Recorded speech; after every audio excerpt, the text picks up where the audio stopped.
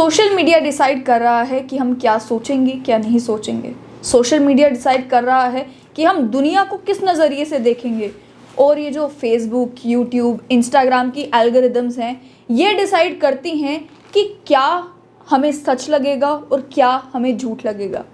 ये बात Joanna Slater ने वॉल स्ट्रीट जर्नल के एक आर्टिकल में लिखी है और ये कहा है कि जब हम ये देखने की कोशिश करते हैं कि फेसबुक हो, यूट्यूब हो, इंस्टाग्राम हो, इन सोशल मीडिया ऐप्स के ऊपर हमारी जो वॉल होती है, न्यूज़ फीड होती है, उसमें हमें किस तरह के आर्टिकल्स, किस तरह की वीडियोस, किस तरह का कंटेंट देखने को मिलता है, तो ये देखने को मिला कि मैं जिस तरह की सोच रखता हूँ उसी तरीके की आइडियोलॉजी को रीइंफोर्स किया जाता है सोशल मीडिया के द्वारा।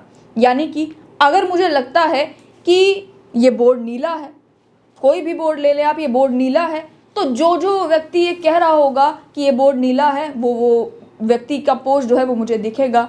अगर किसी ने गलती से कह दिया कि भाई ये बोर्ड नीला नहीं, ये बोर्ड हरा है, तो वो पोस्ट मुझे दिखेगा नहीं। अगर वो पोस्ट मुझे दिखेगा नहीं तो मैं तो यही मानकर पूरी ज़िंदगी गुजारूंगा कि ये बोर्ड भाई नीला है। लेकिन ये बात बड़ी डेंजरस है। डेंजरस किस तरीके से कि अगर कहीं पर मिस इन्फॉर्मेशन फैल रही होती है, कोई कंट्रोवर्शियल स्टेटमेंट में एक पर्सपेक्टिव ज़्यादा हावी हो जाता है और अगर आपको उस बात की सच्चाई आप तक पहुंचती ही नहीं है, तो आप तो यही सोचकर बैठेंगे ना कि ये जो मैं सोच रहा हूँ ये सही है। ये वही हो गया कि जिस समय कोविड-19 पैंडेमिक चल रहा था, एक वीडियो बड़ा वायरल हुआ था सोशल मीडिया पर, जिसके चलते कई सारे लोगों ने घरों में अपने काढ़ा बनाना शुरू कर दिया था, जिसमें कहा जा रहा था कि अगर आप काढ़ा पिएंगे तो आपको कोविड-19 नहीं होगा। अब जो लोग ऑलरेडी इस तरह के अंधविश्वास में भरोसा रखते थे कि कोई ना कोई उपाय तो मिल जाए, क्या पता गर्म पानी पीने से सच में कोविड-19 ना होता हो, क्या पता काढ़ा पीने से सच में कोविड-19 ना होता हो, उन लोगों को, उनके दोस्तों को, उनके रिश्तेदारों को उन्हीं की वॉल के थ्रू बार बार जब वो वीडियो दिखाई गई तो उन्होंने भी भरोसा करना शुरू कर दिया। और जिन्हें थोड़ा बहुत शक भी था कि ये सब बकवास होता है, उन्होंने भी एक ना एक बार काढ़ा बनाकर पी ही लिया कि भाई क्या पता सच हो जाए, हमारा क्या जाता है, काढ़ा पी ही लेते हैं।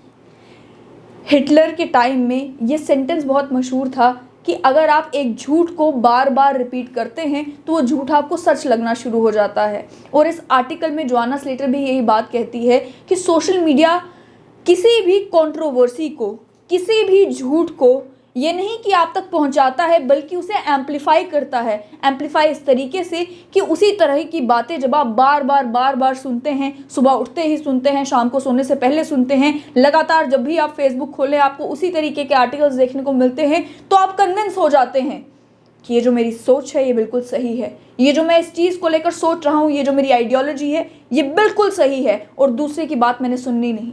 दूसरे की बात मैंने इसलिए सुननी नहीं क्योंकि मुझे दिख ही नहीं रही, मुझे कोई काउंटर आर्ग्यूमेंट तो मिल ही नहीं ना रहा, मुझे तो कोई ये कहने वाला ही नहीं है कि जो आप सोच रहे हैं वो गलत है, या सच ये है, या लॉजिक ये कहता है, या फैक्ट्स ये कहते हैं, वो तो मुझे शो ही नहीं हो रहा।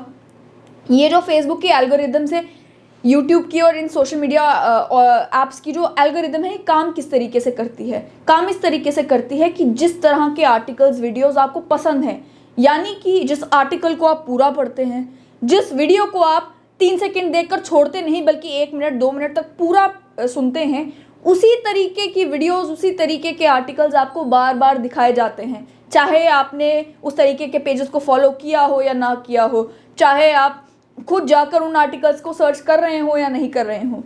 यूट्यूब में रिकमेंडेड वीडियोस आ जाती हैं, फेसबुक में आप जानते हैं न्यूज़ फीड में कई बार आपको ऐसे पेजेस से वीडियोस दिख जाती हैं जिन पेजेस को आपने लाइक भी नहीं किया होता। और इस तरीके से इंस्टाग्राम का तो काम ही सारा एल्गोरिदम के ऊपर बेस्ड है। ऐसे में किया क्या जाए? एक चीज़ यूट्यूब ने निकाली। यूट्यूब ने कहा कि अगर आप नहीं चाहते कि हमारी एल्गोरिदम आपको कोई भी वीडियो दिखाए, आप सेटिंग्स में जाकर वो ऑप्शन ऑफ कर सकते हैं। हम आपकी सर्च हिस्ट्री को रिकॉर्ड ही नहीं करेंगे, तो फिर आपको जो मर्जी आएगा वो दिखता रहेगा, उसमें फिर हमारा कोई लेना देना नहीं। लेकिन कितने लोगों ने सच में यूट्यूब में जाकर वो ऑप्शन ऑफ किया है? हम इस बारे में तो ध्यान ही नहीं देते। हम कहते हैं कि अगर मुझे फिटनेस की वीडियोस पसंद है और मुझे और फिटनेस की वीडियोस दिखाई जा रही है तो मेरे लिए तो बेहतर है, मुझे ढूंढना नहीं पड़ रहा। उसी तरीके से फेसबुक में अगर आप एक तरह की आइडियोलॉजी से हैं और आपको उसी तरीके के आर्टिकल्स देखने को मिल रहे हैं तो मज़ा बड़ा आता है। बड़ी क्यूरियोसिटी के साथ आप भी पढ़ते हैं कि अच्छा ऐसा हो गया, चलो मैं देखता हूँ ये क्या हुआ, चलो मैं शेयर करता हूँ, मेरे जितने दोस्त हैं उन्हें भी मालूम चलेगा, चलो वो व्यक्ति जो इस तरह की आइडियोलॉजी नहीं रखता पहले तो उसे भेजता हूँ, उसे भी ये देखने को मिले।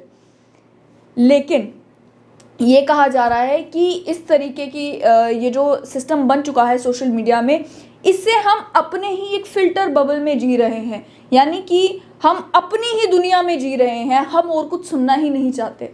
वो पुराना ज़माना जहाँ चाय की दुकान पर बैठकर जब 5 लोग डिस्कशन करते थे, कोई किसी आइडियोलॉजी का, कोई किसी आइडियोलॉजी का, किसी की कोई सोच, किसी की कोई सोच, जब 5 लोग मिलकर डिस्कशन करते थे तो डिस्कशन में मज़ा इसलिए आता था क्योंकि बैलेंस बना रहता था। आजकल तो सब कुछ वन साइडेड दिख रहा है।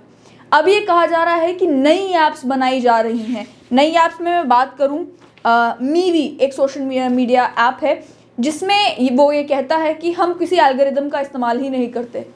क्रोनोलॉजिकली आपको न्यूज़फीड दिखाई जाएगी, यानी कि जो वीडियो जिस टाइम पर पोस्ट होगी उस टाइम पर अगर आप फेसबुक खोलेंगे तो आपको उस टाइम पर, अगर आप मीवी ऐप खोलेंगे तो आपको वो वीडियो दिखेगी। जिस टाइम पर कोई आर्टिकल डाला जाएगा उस हिसाब से आपको वो जो है पोस्ट दिखाई देंगी।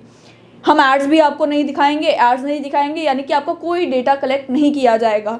लेकिन क्या इस तरीके की ऐप सक्सेसफुल हो पाती हैं?